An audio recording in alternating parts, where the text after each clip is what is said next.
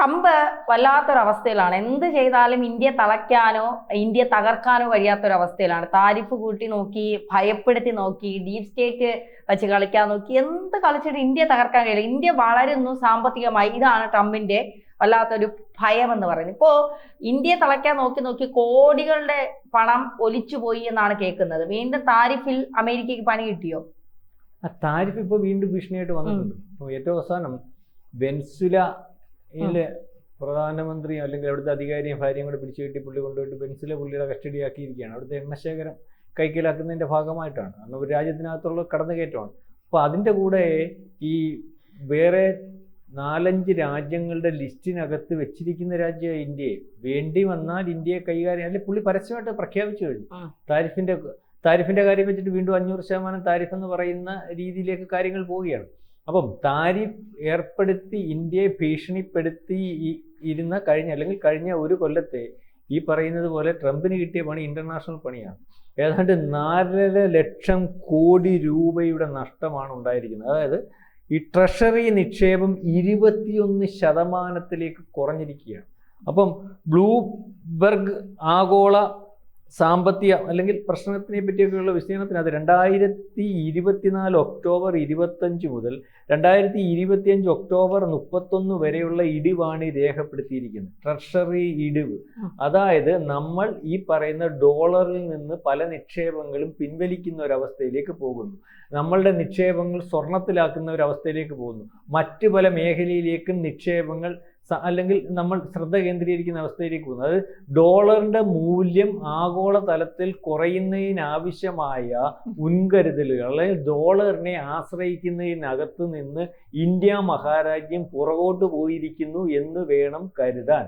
അതായത് നമ്മൾ പറയുമ്പം ഇതിനകത്ത് ഇയാൾ ഈ താരിഫുമായിട്ട് മുന്നോട്ട് വരുമ്പോൾ ഈ പറയുന്ന നമ്മൾ റഷ്യയുമായിട്ട് താരിഫിനകത്ത് അദ്ദേഹം കണ്ടെത്തിയ ഒരു കാരണം മാത്രമാണ്. ഈ കാരണമെന്ന് പറയുമ്പോൾ ഈ റഷ്യയുമായിട്ട് എണ്ണ മേടിക്കാൻ കാരണക്കാരനായത് അമേരിക്ക, കാരണക്കാരനായത് യൂറോപ്യൻ യൂണിയൻ രാജ്യങ്ങൾ അല്ലെങ്കിൽ നാറ്റോ രാജ്യങ്ങൾ. കാരണം റഷ്യ യുക്രൈൻ യുദ്ധ സമയത്ത് ആ യുദ്ധത്തിൻ്റെ സമയത്ത് റഷ്യയിൽ നിന്ന് എണ്ണ മേടിക്കുന്നത് യൂറോപ്യൻ യൂണിയൻ രാജ്യങ്ങളും അമേരിക്ക ഉൾപ്പെടെയുള്ള നിർത്തിയപ്പോൾ ഈ പറയുന്ന അന്നത്തെ ഭരണാധികാരിയായിരുന്ന ബൈഡൻ അല്ലെങ്കിൽ യൂറോപ്യൻ യൂണിയൻ രാജ്യങ്ങൾ, നാറ്റോ രാജ്യങ്ങൾ ഇന്ത്യ എടുത്ത് പറഞ്ഞു, GCC രാജ്യങ്ങളെ ഞങ്ങൾ എണ്ണയുടെ കാര്യത്തിൽ ആശ്രയിക്കാൻ പോവുകയാണ്. ലോകം മൊത്തം GCC രാജ്യങ്ങളെ എണ്ണയുടെ കാര്യത്തിൽ ആശ്രയിച്ചാൽ, അല്ലെങ്കിൽ അന്ന് 0.4% പോലും എണ്ണ നമ്മൾ റഷ്യയിൽ നിന്ന് വാങ്ങിക്കുന്നില്ല, ആശ്രയിച്ചാൽ അല്ലെങ്കിൽ ഈ പറയുന്നത് പോലെ ആശ്രയിച്ചാൽ അല്ലെങ്കിൽ റഷ്യയിൽ നിന്ന് മേടിക്കാതെ വന്നാൽ എണ്ണയുടെ വില കുത്തനെ കൂടും. ഇതെല്ലാവരെയും ബാധിക്കും, ഞങ്ങളെ ബാധിക്കും.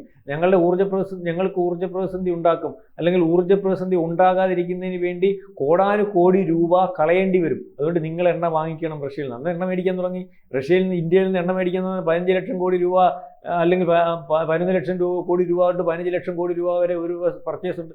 നമുക്കവിടെ നിന്ന് എണ്ണ മേടിക്കാൻ തുടങ്ങിയപ്പോൾ ദൂരെ കൂടുതലായതുകൊണ്ടാണ് നേരത്തെ GCC രാജ്യങ്ങളെ നമ്മൾ ആശ്രയിച്ചിരുന്നത്. നമ്മൾ ഈ നരേന്ദ്രമോദി വന്നതിന് ശേഷം 20 എന്നുള്ളത് ഇപ്പോൾ 50ഓളം രാജ്യങ്ങളെ ആശ്രയിക്കുന്ന ഒരു അവസ്ഥയിലേക്ക് വന്നു. അപ്പോൾ നമ്മളൊക്കെ ആരും ഭീഷണിപ്പെടുത്താൻ പറ്റുന്ന ഒരു അവസ്ഥയില്ലായിരുന്നു. നേരത്തെ എണ്ണയ്ക്കൊരു സ്ഥിര വില നിശ്ചയിക്കുന്ന രീതിയിലേക്ക് സൗദി ഉൾപ്പെടെയുള്ള രാജ്യങ്ങൾ അവിടെ മൊണോപ്പൊളി അവർക്കിടെ കയ്യിലാണ് എണ്ണ. അല്ലെങ്കിൽ അവർ എണ്ണ തരാതിരുന്നാൽ, എണ്ണ കൊടുക്കാതിരുന്നാൽ, അല്ലെങ്കിൽ അവർ പറയുന്ന വിലയ്ക്ക് മേടിക്കാതിരുന്നാൽ രാജ്യത്തുടനീളം ഊർജ്ജ പ്രതിസന്ധി ഉണ്ടാകുമെന്നുള്ള രീതി വരുമ്പോൾ ഇന്ത്യ പോലുള്ള രാജ്യങ്ങൾ ഏതാണ്ട് 80% ഇറക്കുമതി ചെയ്യുന്ന രാജ്യങ്ങളാണ്. ആ ഒരു അവസ്ഥയിൽ നിന്ന് ഇന്ത്യ മഹാരാജ്യം ബെല്ലെ എല്ലായിടത്തും എണ്ണ മേടിക്കാൻ തുടങ്ങി. ഇവിടുന്ന് നമ്മൾ റഷ്യയിൽ നിന്ന് മേടിച്ചപ്പോൾ നമുക്ക് റഷ്യയിൽ നിന്ന് എണ്ണ വളരെ കൃത്യമായിട്ട് കിട്ടാൻ തുടങ്ങി. അല്ലെങ്കിൽ അവർക്ക് ബാക്കിയുള്ളതെല്ലാം ബാനും യുദ്ധവും മൂർച്ഛിച്ച് വന്നപ്പോൾ സാമ്പത്തികം ഇന്ത്യയും ചൈനയുമായിട്ട് അവർക്ക് പിടിച്ചു നിൽക്കുന്നതിന് വേണ്ടി, അവരുടെ GDP ഗ്രോത്ത് അല്ലെങ്കിൽ അവർക്ക് GDP കുറയുന്ന സമയത്ത് നിലനിർത്തുന്നതിന് വേണ്ടി, ഇപ്പോൾ ഉള്ള GDP എങ്കിലും പിടിച്ചു നിൽക്കുന്നതിന് വേണ്ടി, അല്ലെങ്കിൽ സാമ്പത്തിക ഭദ്രത ഉറപ്പാക്കുന്നതിന് വേണ്ടി നമ്മൾ എണ്ണ മേടിക്കുന്നതായി.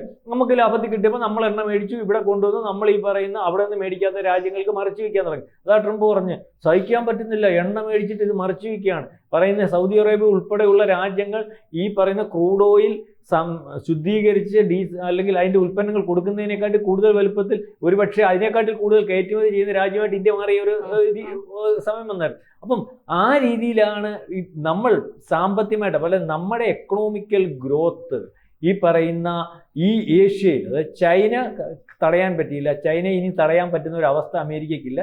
അമേരിക്ക ചൈനയെ എത്ര പൂട്ടാൻ ശ്രമിക്കുമ്പോഴും തിരിച്ച് അമേരിക്കയ്ക്ക് ചൈനയെ ഡിപ്പെൻഡ് ചെയ്യാൻ നിൽക്കാൻ പറ്റുന്ന ഒരു അവസ്ഥയില്ല. കാരണം റെയർ മെറ്റീരിയൽസിൻ്റെ കാര്യത്തിലും മറ്റു പല കാര്യത്തിലും, അതായത് ഇപ്പം അമേരിക്ക ചൈനയ്ക്കെതിരെ താരിഫ് ഏർപ്പെടുത്തിയപ്പോൾ റെയർ മെറ്റീരിയൽസ് കൊടുക്കുന്ന കാര്യം അമേരിക്കയ്ക്ക് കൊടുക്കുന്ന കാര്യം ഉൾപ്പെടെ നിർത്തിയല്ലോ. അപ്പം ഇപ്പം അടുത്ത അതുപോലൊരു സമ്പന്നമാകാൻ അല്ലെങ്കിൽ എക്കണോമിക്കലി മുന്നോട്ട് പോകുന്ന, അമേരിക്ക പറഞ്ഞാൽ കേൾക്കാത്ത, അമേരിക്കയുടെ കസ്റ്റഡിയിൽ നിൽക്കാത്ത രാജ്യമായിട്ട് വരുമ്പോഴാണ് ഈ പറയുന്നത് പോലെ ഇന്ത്യയെ പല രീതിയിലും നോക്കുന്നത്. ഡീപ് സ്റ്റേറ്റ് ഉപയോഗിച്ച് ഇവിടെ പല രീതിയിൽ നമ്മുടെ രാജ്യത്ത് അസ്ഥിരത ഉണ്ടാക്കാൻ നോക്കി. പാകിസ്ഥാൻ്റെ കൂടെ നിന്നുകൊണ്ട് സിന്ധുവിന് ശേഷമുള്ള യുദ്ധത്തിനകത്ത് സഹായിക്കാൻ നോക്കി. അതിനുശേഷം പരസ്യമായിട്ട് സഹായിക്കുന്ന ഒരവസ്ഥ വന്നു.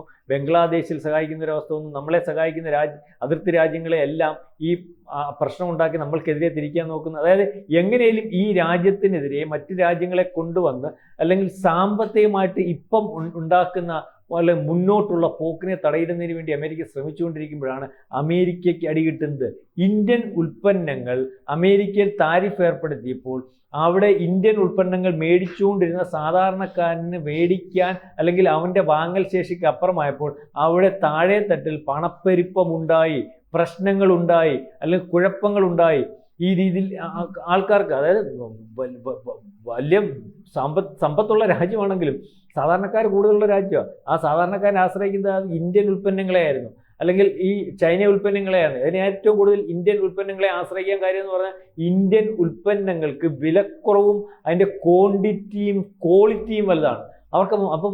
ഇപ്പം താരിഫ് കൂടുതൽ ഏർപ്പെടുത്തിയാൽ നമ്മുടെ സാധനം അങ്ങോട്ട് ചെല്ലുമ്പോൾ അത് മേടിക്കുന്നതിന് ഇപ്പം 500% താരിഫ് അങ്ങ് 100% 600 രൂപയല്ലേ നേരത്തെ 100 രൂപയ്ക്ക് മേടിച്ചുകൊണ്ടിരുന്നത്. അപ്പം അത് ബാധിച്ചത് അവരെയാണ്. നമ്മൾ ഈ സമയം കൊണ്ട് നമ്മൾ മറ്റു പല രാജ്യങ്ങളുമായിട്ടും കരാറുണ്ടാക്കി അവിടത്തേക്കുള്ള കയറ്റുമതി കുറയുന്നത് മറ്റ് രാജ്യങ്ങളെ ആശ്രയിച്ച്, അല്ലെങ്കിൽ ഇന്ത്യൻ വിപണിയിൽ ഈ നമ്മുടെ ഇതുണ്ടല്ലോ വില കുറച്ചുകൊണ്ട് ഇവിടുത്തെ വാങ്ങൽ ശേഷി കൂട്ടി നമ്മൾ ഈ താരിഫ് കൊണ്ട് നമ്മുടെ GDP ഗ്രോത്തിനെ ബാധിക്കും. അല്ലെങ്കിൽ അത്തരത്തിൽ പണി തരാൻ നിന്ന സമയത്ത് ഈ ആഗോള IMF ഉൾപ്പെടെ ഉള്ളവർ പറഞ്ഞിരുന്നതിനെക്കാട്ടിൽ കൂടുതൽ GDP ഗ്രോത്ത് അല്ലെങ്കിൽ ഏതാണ്ട് 8% വർധനം ഉണ്ടാക്കുന്ന രീതിയിലേക്ക് പോയി. വീണ്ടും ഈ താരിഫ് ഭീഷണിയുമായിട്ട് ഈ ട്രംപ് വരികയാണ്. ആ സമയത്താണ് ഈ പറയുന്ന ലക്ഷക്കണക്കിന് കോടി രൂപയുടെ, ഏതാണ്ട് 4.5 ലക്ഷം കോടി രൂപയുടെ, ഏതാണ്ട് 21% ട്രഷറി ഡെപ്പോസിറ്റ് ഒരുപക്ഷെ കുറഞ്ഞിരിക്കുന്നു.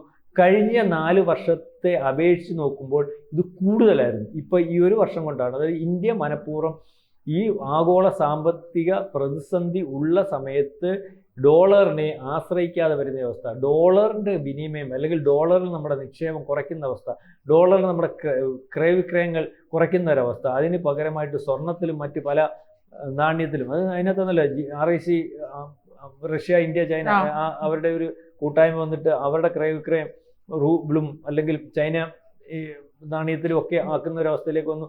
അതുപോലെ തന്നെ ബ്രിക്സിൻ്റെ കൂട്ടായ്മയിൽ അവർ ഒരു പുതിയ രൂപ ഡോളറിനെതിരെ, അല്ലെങ്കിൽ അവർ ആ രാജ്യങ്ങളെല്ലാം കൂടി അങ്ങോട്ടും ഇങ്ങോട്ടും ഡോളറിലുള്ള വിനിമയം മാറ്റുന്നതിന് വേണ്ടിയൊക്കെയുള്ള ഒരു രീതിയിലേക്ക്, അല്ലെങ്കിൽ കാര്യങ്ങൾ ആലോചിച്ച് പോകുന്ന ഒരവസ്ഥയിലേക്ക്, അല്ലെങ്കിൽ തീരുമാനം എടുത്തു പോകുന്ന ഒരവസ്ഥയിലേക്ക്, അല്ലെങ്കിൽ നാളെ കാലത്തെ തീരുമാനം ഉണ്ടാകുന്ന ഒരവസ്ഥയിലേക്ക് കാര്യങ്ങൾ പോകുന്നു എന്ന് വേണം കരുതാൻ. അതായത് നമ്മളെ പണിയാൻ വന്ന് പണി കിട്ടിപ്പോകുന്ന ഒരു ട്രംപിനെയും ഒരു അമേരിക്കയുമാണ് നമുക്കിപ്പോൾ കാണുവാൻ സാധിക്കും. ഇന്ത്യ തകർക്കാനുള്ള ട്രംപിന്റെ നീക്കം. നേരത്തെ 50% താരിഫ് ഉയർത്തി റഷ്യയിൽ നിന്ന് എണ്ണ വാങ്ങുന്നതാണ് ട്രംപിന്റെ ഏറ്റവും വലിയ പ്രശ്നം എന്ന് പറയുന്നത്.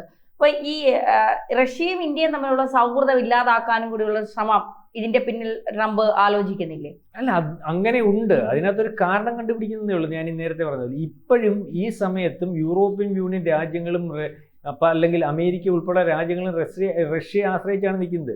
അതായത് റഷ്യ ന്യൂക്ലിയർ ഇന്ധനത്തിനെ ആശ്രയിക്കുന്നവരെ ഈ പറയുന്ന റഷ്യയാണ് അമേരിക്ക ആശ്രയിക്കുന്നത്. അത് കഴിഞ്ഞ ദിവസം പുടിനോട് വന്നപ്പോൾ ചോദിച്ചില്ലേ, നിങ്ങൾക്കെല്ലാം മേടിക്കാം, യൂറോപ്യൻ യൂണിയൻ രാജ്യങ്ങൾക്ക് നിങ്ങൾ ഇപ്പോഴും കൊടുക്കുന്നില്ല, ഗ്യാസ് കൊടുക്കുന്നില്ല, അല്ലെങ്കിൽ അവർക്ക് ആവശ്യമായ കാര്യങ്ങൾ കൊടുക്കുന്നില്ല. അപ്പോൾ ഇന്ത്യ അങ്ങനെ ഭയപ്പെടുത്തുമൊന്നും വേണ്ട. അങ്ങനെ ഭയപ്പെടുത്താൻ പറ്റുന്ന രീതിയിൽ അമേരിക്കയുടെ വരുതിക്ക് നിൽക്കുന്നതുമായിട്ടുള്ള രാജ്യമൊന്നുമല്ല. അങ്ങനെ ഭയപ്പെടുത്തിയാൽ പിന്മാറുന്ന രാജ്യവുമല്ല. അത്രയും കപ്പാസിറ്റി ഉള്ള രാജ്യം. അങ്ങനെ ഭയപ്പെടുത്തേണ്ട. ഈ കാരണം പറയുന്നതിനകത്ത് യാതൊരു ലോജിക്കുമില്ല. കാരണം ഞങ്ങളുടെ കയ്യിൽ നിന്ന് എണ്ണ മേടിക്കുന്നത് ഒരു കുറ്റമാണെങ്കിൽ ആ കുറ്റം തന്നെ അമേരിക്ക ഉൾപ്പെടെയുള്ളവ അല്ലെങ്കിൽ ഈ പറഞ്ഞ നാറ്റോ രാജ്യങ്ങളും യൂറോപ്യൻ യൂണിയൻ രാജ്യങ്ങളും ഒക്കെ ചെയ്യുന്നുണ്ട്.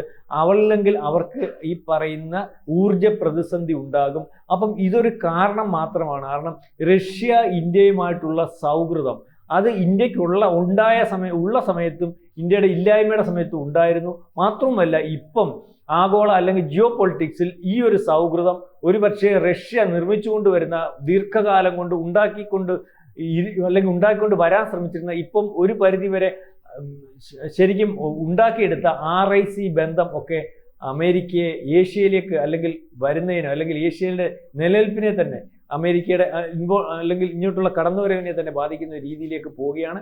അതിനകത്ത് ഈ ഏഷ്യൻ രാജ്യത്ത് ഏറ്റവും വലിയ ശക്തിയായിട്ട് അല്ലെങ്കിൽ രണ്ട് ശക്തികൾ ഒന്നിച്ചാൽ അമേരിക്കയ്ക്ക് ഇവിടെ ഒരു കാര്യവുമില്ല, അല്ലെങ്കിൽ അമേരിക്കയ്ക്ക് ഇവിടെ നിലനിൽക്കാൻ അല്ലെങ്കിൽ ആശ്രയിക്കാൻ പ്രാപ്തമായിട്ടുള്ള ഒരു രാജ്യമില്ല. പാകിസ്ഥാനെ പോലെയും ബംഗ്ലാദേശിനെ പോലെയുള്ള രാജ്യങ്ങളെ ആശ്രയിച്ചിട്ട് വലിയ കാര്യമൊന്നുമില്ല. അപ്പോൾ അത് തന്നെയാണ് ഇതിൻ്റെ ഒരു പ്രശ്നം.